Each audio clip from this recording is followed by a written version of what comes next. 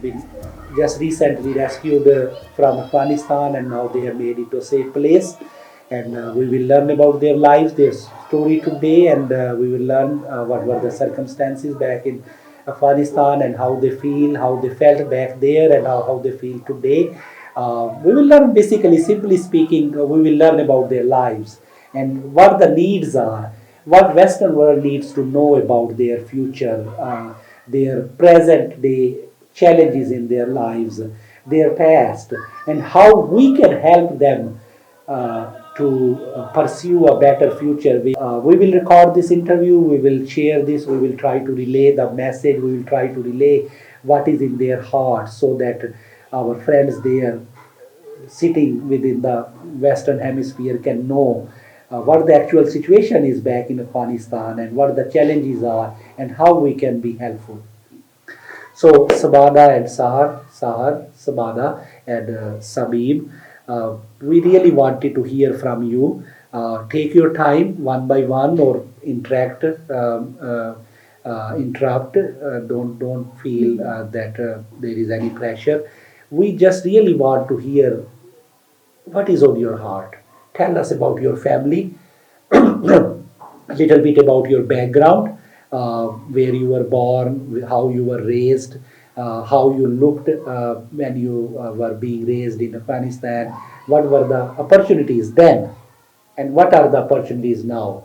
What were the threats to your security, to your lives then and now? What were the reasons which forced you to leave Afghanistan and come here?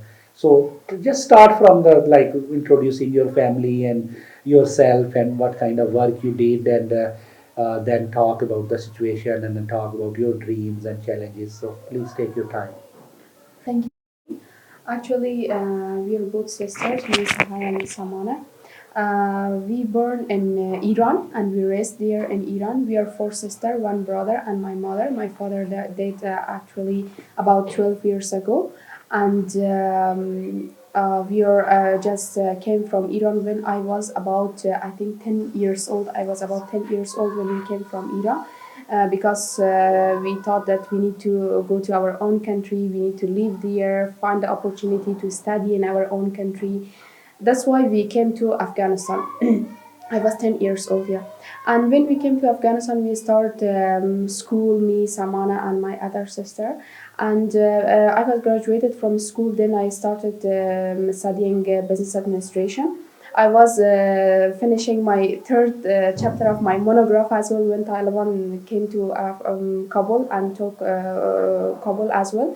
So they didn't allow us to go to university, and even I didn't take my certificate from university. Now I cannot say that I'm graduated from university. I passed 4 years in university with struggles, with hardships, and because we were living, even because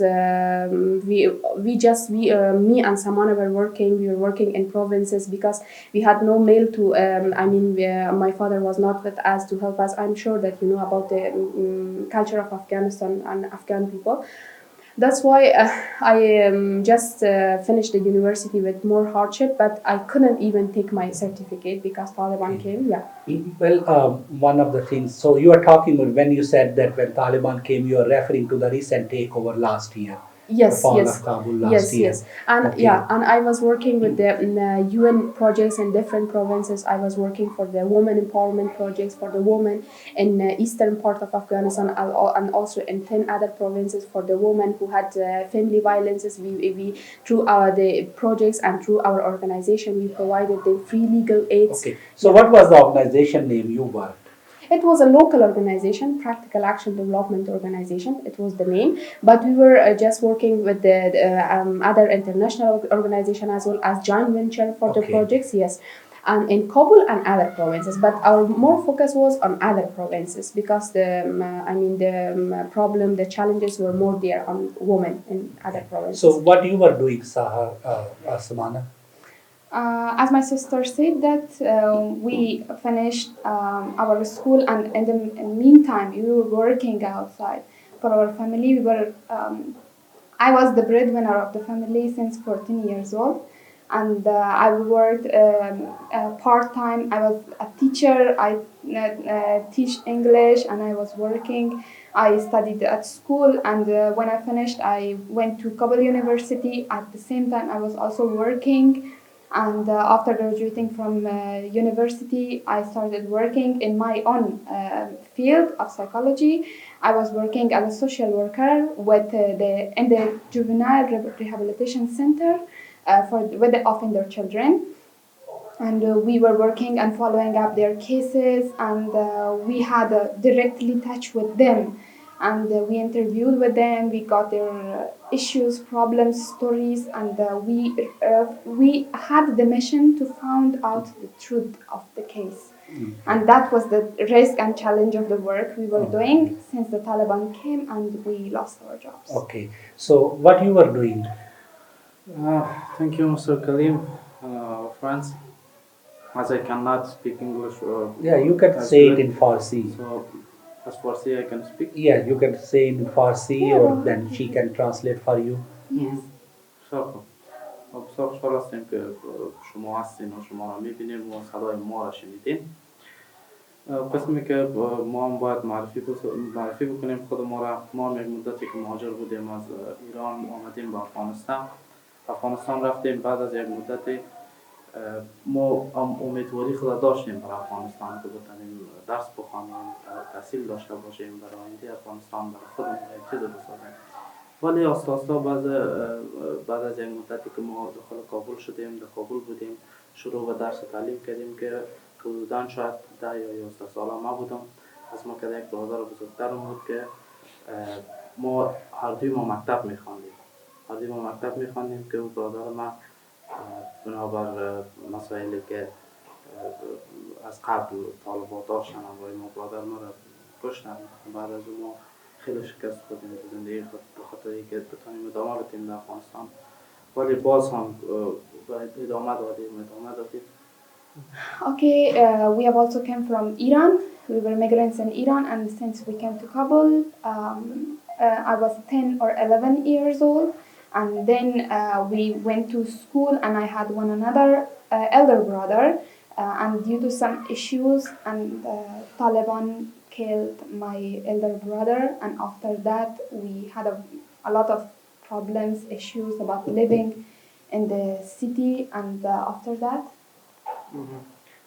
بعد از او برادر ما که کشتن به خاطر همین مسائلی بود که ما از ابتدا گرایش پیدا کرده بودیم به خاطر از اینکه حقایقی را که ما در مکتب دیده بودیم او چیز نبود. او چیزی که اسلام گفته میشه او چیز نبود. بعد دوباره ما ادامه دادیم به زندگی خود. بالاخره ما همراه فاندر انستیتوت کار میکردم، همراه کمپانی که همراه فاندر انستیتوت قراردادی بود، همراه از کار میکردم. بعد از یک نیم سالی که اونجا کار کردم همراه مریخته کار میکردم، متعیقان کردم microfinances. And my brother was also killed because our family had a Christian willingness to Christian, and my family found out, my parents, that the truth about what they are teaching us is not that what we have faced in our life. And we knew that there's something else they are trying to put in our minds. So after that, we faced a lot of problems, but still I tried to move. He left school and also started working with a contractor of Founder Institute, and after that with a loan micro finance bank. And last 3 years ago it was So what is his education background? Education background, tell me which years? He left school because of the problems they had. So let me just be clear. So Sabim is Sahar and Smana's uncle, married to their aunt, and he has certainly wife, him, and their 2 children, 2 daughters. They are 3 and 1 year old, And this is the whole unit of 10 that we recently helped to get out of Afghanistan, and now they are here in a safe place, in a safe house. And we are trying to assess their situation. And Sabib's brother was killed by Taliban. And was there anyone else in your family that fatality or killing or murdered in extended family, like his, apart from his brother? Actually, the Brother-in-law. brother-in-law of my aunt who is living in Texas. Actually, they are also our relatives. They are Yes, also killed yes. by Taliban. Okay, I'm sorry of that. This is heartbreaking that so many people are losing their innocent lives because of all this tragedy. So just be little brief, but tell us what is the situation right now in Afghanistan? We just before Taliban, as I said before, we had jobs, me and my sister, and even in the last day when Taliban entered to Kabul, I was in the office. When our manager came and said that, hurry up, just go home. Why you're here? Why women are here? Just open the door so that women can go first. Just run. Taliban entered to Kabul, and we left the office. And I cannot tell you how I felt, because I never felt that much scared. Yes, in my whole life. And I was just running in the street and thinking that someone is going to shot on my back. And that was a very horrible situation for me. Everyone was like me, not only me, my colleagues, my friends, everyone was in the street just moving. Cars were crashing. In front of my eyes, three cars just crashed together. They were so in a hurry, everyone, to reach to their home. And even everyone was just, the situation was horrible. I cannot explain you. And when I reached home, I couldn't even knock the door. I lost my power, and I just sat on the back of the door. And my sister also, she was in the university, and university was very in a far distance from our house, and it was nearly 45 minutes in the car. And when Taliban came, they come out of the university, and there was no car. No one just picked up people from the street. Everyone was just trying to run to wherever they felt that they can be safe. And my sister came by foot. She moved at 11 and she reached home nearly 3. And when she came to the door, she fainted. And also, I don't say that we had a very dreamy job and life before Taliban, but at least it was like we were trying. Able to live, We had hope. continue living. Yes. Me and my sister did everything for our family. I'm sorry. I'm sorry. I can feel the trauma.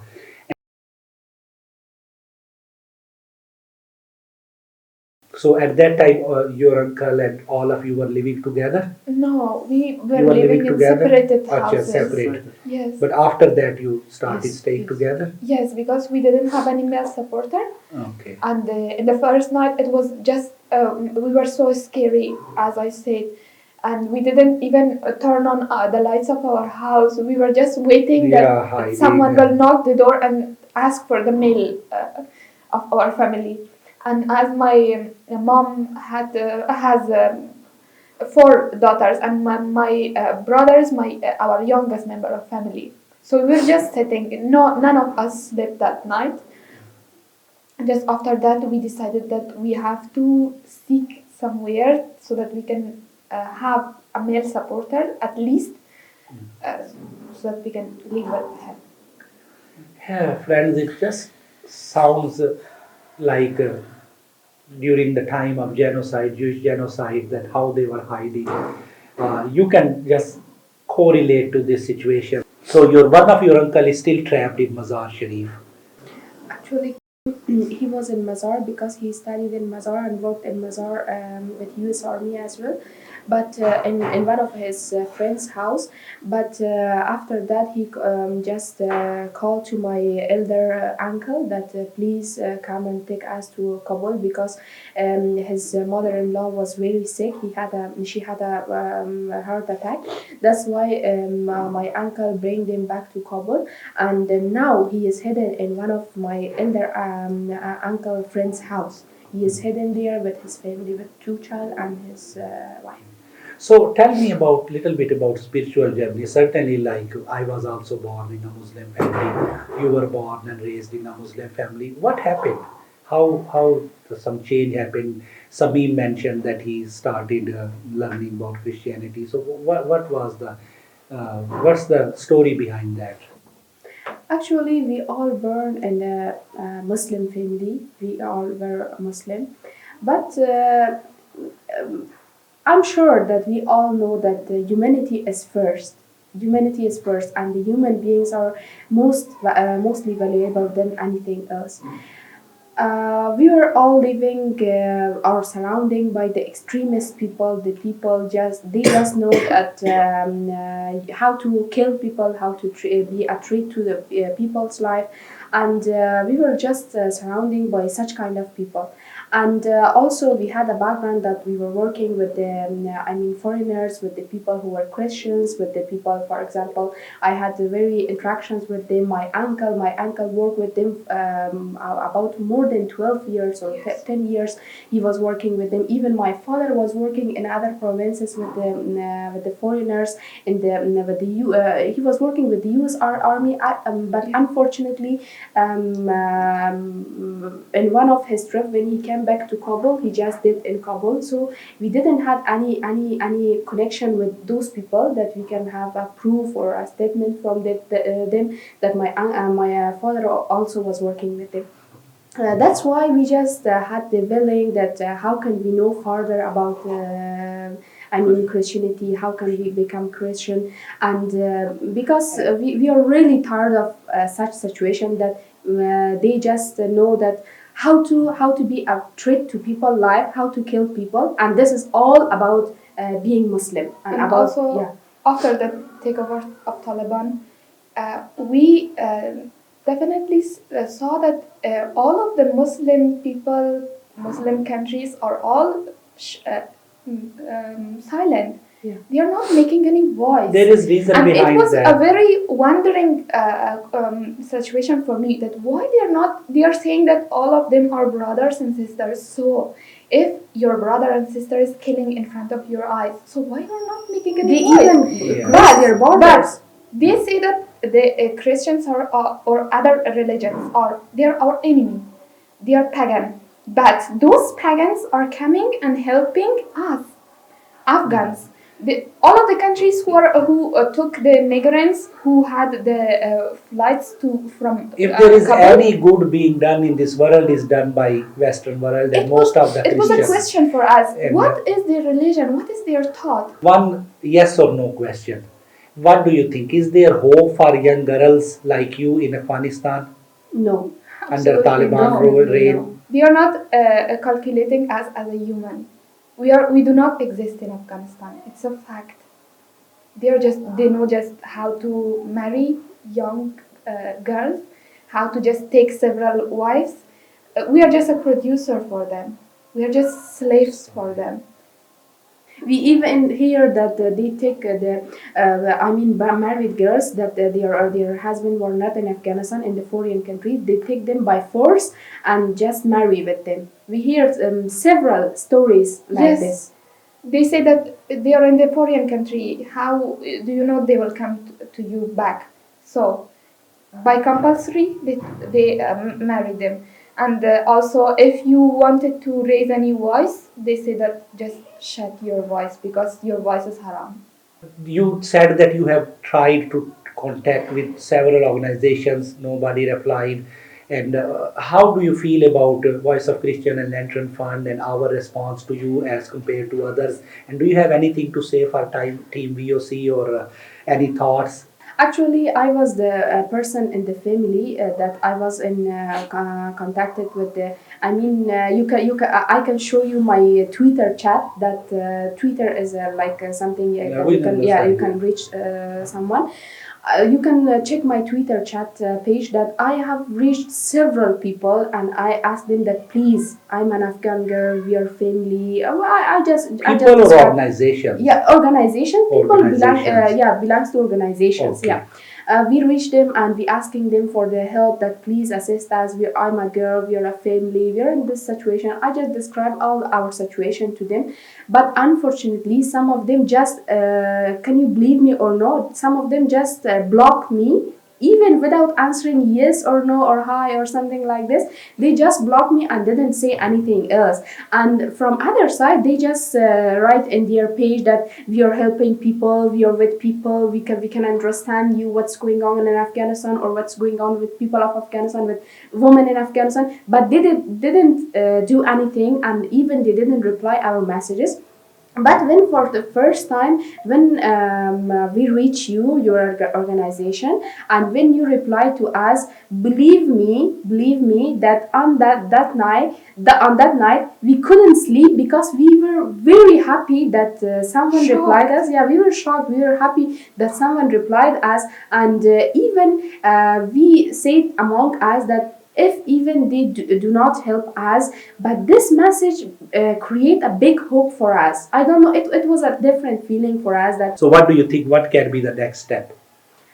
actually we hope, we try our best and we hope to reach a safe country that my sister can continue her education. We are also still young. We want to continue our education and we want to do more for our people, for other people, but here we cannot do that. Any specific message you want to send to the world about Afghanistan or about people of Afghanistan?